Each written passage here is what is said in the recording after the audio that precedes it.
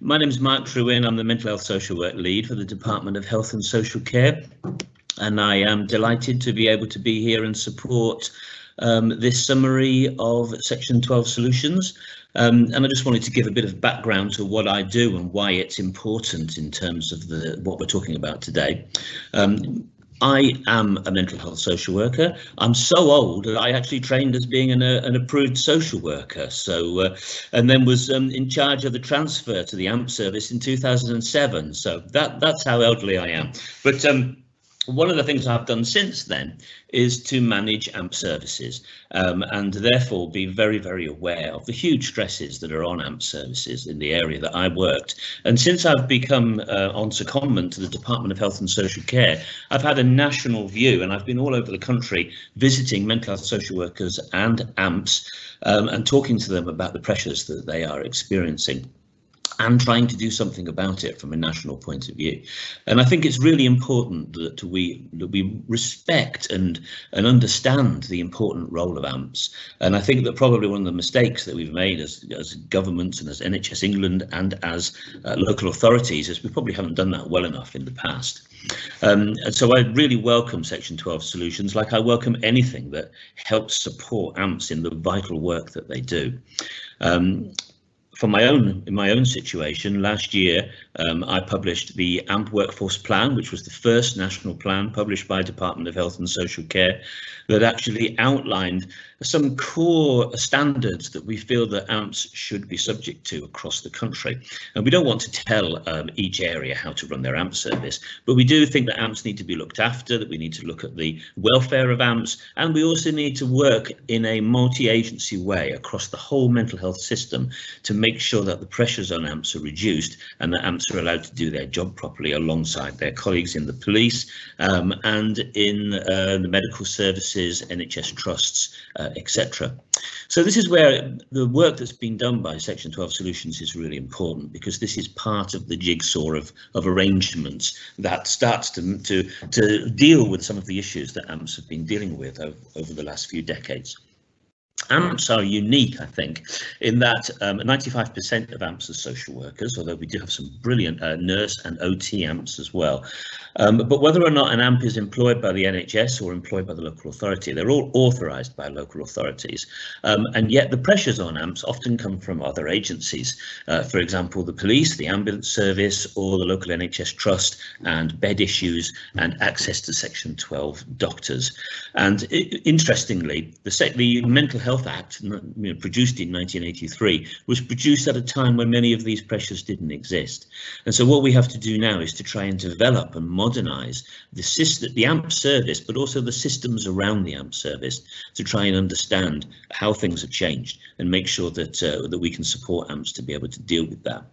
So access to Section 12 doctors is really important, and in the Department of Health and Social Care, of course, we have spent the whole of 2018 working on a new Mental Health Act. And I'm not going to go into the whole of the Mental Health Act, we don't have time for that, but one important bit of it was that we did make a recommendation around the way that CCGs and mental health trusts allocated Section 12 doctors, and to try and bring that into a comparison with the way that local authorities have a responsibility to make sure that there are enough AMPs.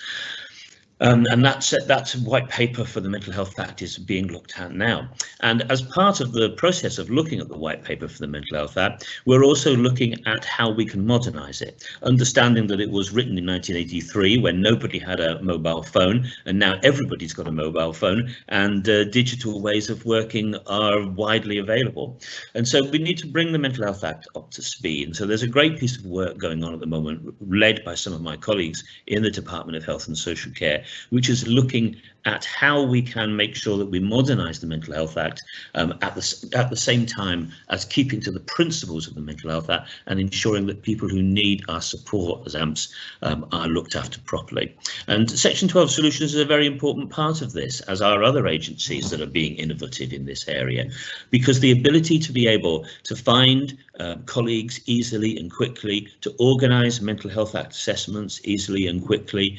to be able to send forms securely, and to be able to write and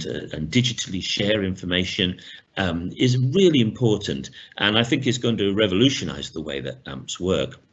And I know that I know many of the areas where Section 12 Solutions has been embedded, and I know that many of them are finding it fairly revolutionary in the way that they work together, and it's having some really positive impacts. And one of the things that I think this kind of innovative process can do is to reduce the amount of time that AMPs spend on the admin side of what they're doing. And I think that one of the things that I found when I was managing AMP services was the action of sending an AMP out to undertake an assessment in the community sounds simple, but is actually very, very complicated, and huge numbers of things can go wrong with that. And the number of times that I, as a senior manager, had to essentially shout at lots of different people in order to try and release my AMP from being trapped in a house where they couldn't find the ambulance, they couldn't find the doctor, they couldn't get the paperwork sorted, they couldn't find the bed. And so any of the things that we can do to improve that has got to be a positive thing. So we are working across Department of Health and Social Care and NHS England to look at a range of issues that we hope are going to be helpful. One of these is around the Mental Health Act review, the modernising of it, and the other is around making sure that the new Mental Health Act is digitally robust for the new age. And I think that Section 12 Solutions has come around at a perfect time to be able to allow us to do that, and has demonstrated that well-designed apps and digital solutions are exactly what we need, as long as they are run and designed in a way that keep to the principles of the Mental Health Act and respect the needs and requirements of service users. And I think that Amy and her team have done a very good job of making sure that that is the case. We believe very much in keeping the person at the centre of everything that we do, and we want to make sure that we think very carefully about the use of digital in a way that it can improve and enhance the experience of everybody involved in what is often a very stressful situation. And I think the welfare of AMPs is a very important thing that perhaps hasn't been looked at enough in the past, and we need to make sure that we are looking after the AMP